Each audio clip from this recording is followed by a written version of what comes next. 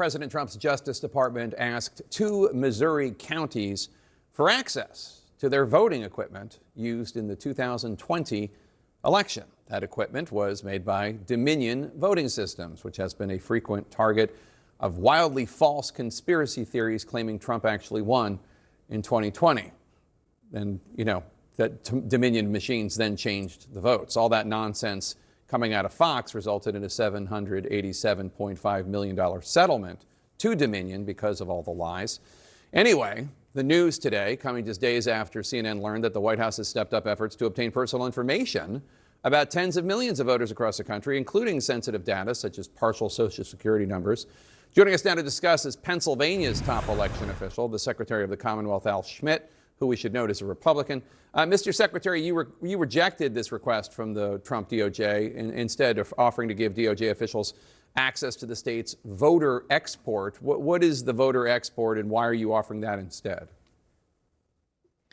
Well, there really wasn't much of a decision to make. Our laws in Pennsylvania and our Constitution in Pennsylvania prevent us from sharing voters' personal information like Social Security numbers and like driver's license numbers. So we very respectfully declined the request from the Department of Justice to provide the personal information of 8.8 million registered voters in Pennsylvania.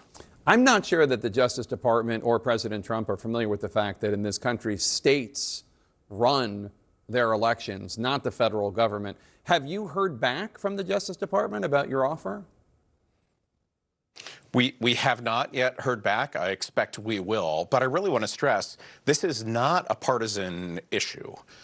This is a question of our Constitution entrusting states to run elections, federal or non-federal, in our country. And I don't think you're going to see much of a difference between red states and blue states.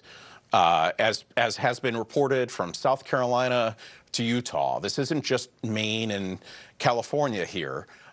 This is a question of states protecting their voters' information as they're required to by law. Why do you think the Justice Department wanted this sensitive information about the voters of the great Commonwealth of Pennsylvania?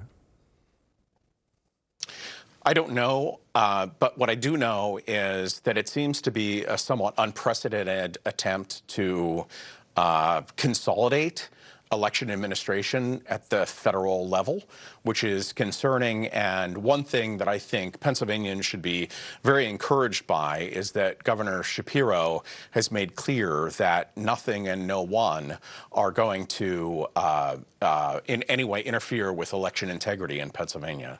If the Justice Department asked Pennsylvania county clerks for access to their voting equipment, as they did with 2 counties in Missouri, I assume they would ask you what they should do for guidance. What would you tell them to do?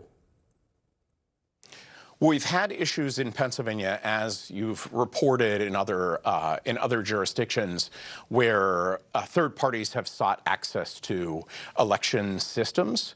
Every voter in Pennsylvania votes using a paper ballot, whether it's a hand-marked paper ballot or whether it's a ballot marking device. We have a voter verifiable paper ballot record of every vote that's cast that's used in 2 audits after every election. And elections in Pennsylvania have never been more free, fair, safe, and secure than they are now. The Secretary of the Commonwealth of Pennsylvania, Al Schmidt, thank you so much. Good to see you again, sir.